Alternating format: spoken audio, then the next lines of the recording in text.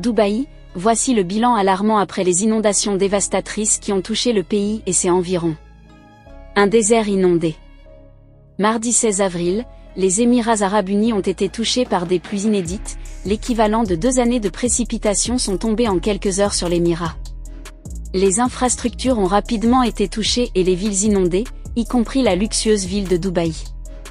Un nouveau cliché capturé le 17 avril par le satellite Sentinel-2 de l'agence européenne Copernicus montre des flaques gigantesques, d'immenses lacs éphémères de plusieurs kilomètres, voire plus d'une dizaine de kilomètres de long pour certains.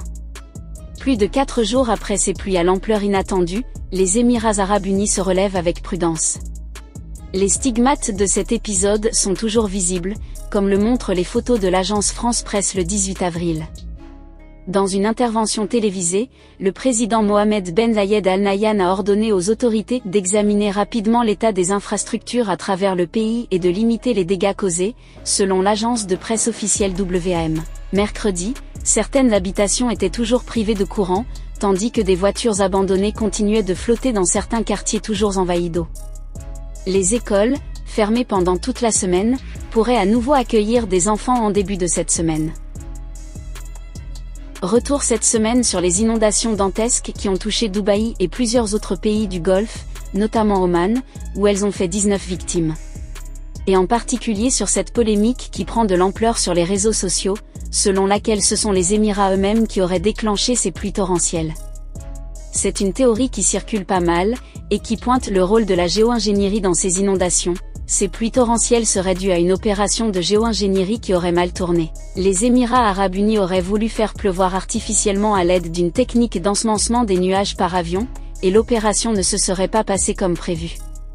Et ce serait cette technique qui aurait déclenché ces inondations catastrophiques ? Les experts sont très réservés. D'abord, le gouvernement émirati assure évidemment qu'il n'a pas mené une telle opération, et surtout, on rappelle que les précipitations étaient prévues par les modèles météorologiques. En tout état de cause, il semble improbable qu'un ensemencement de nuages ait pu, à lui seul, déclencher de telles pluies. On regarde plutôt du côté du changement climatique, puisqu'une atmosphère plus chaude est également plus humide. Pour chaque degré de température supplémentaire, la teneur en eau de l'atmosphère augmente de 7%. La polémique vient d'abord du fait que ces inondations sont très inhabituelles à Dubaï, et aussi du fait que les Émirats arabes unis ont régulièrement recours à cette technique, depuis une vingtaine d'années. Mais ce ne sont pas les seuls, de très nombreux pays s'y adonnent aussi, pour lutter contre les sécheresses, ou simplement pour faire pleuvoir avant des grands événements. La Chine l'a fait avant les Jeux olympiques de Pékin pour faire baisser la pollution atmosphérique. En France on le fait aussi, pour lutter contre le risque de grêle sur les vignobles. C'est assez basique, il s'agit simplement de déclencher une réaction chimique. Il y a d'autres techniques encore plus avancées, on appelle ça la géo-ingénierie, c'est-à-dire la manipulation artificielle du climat.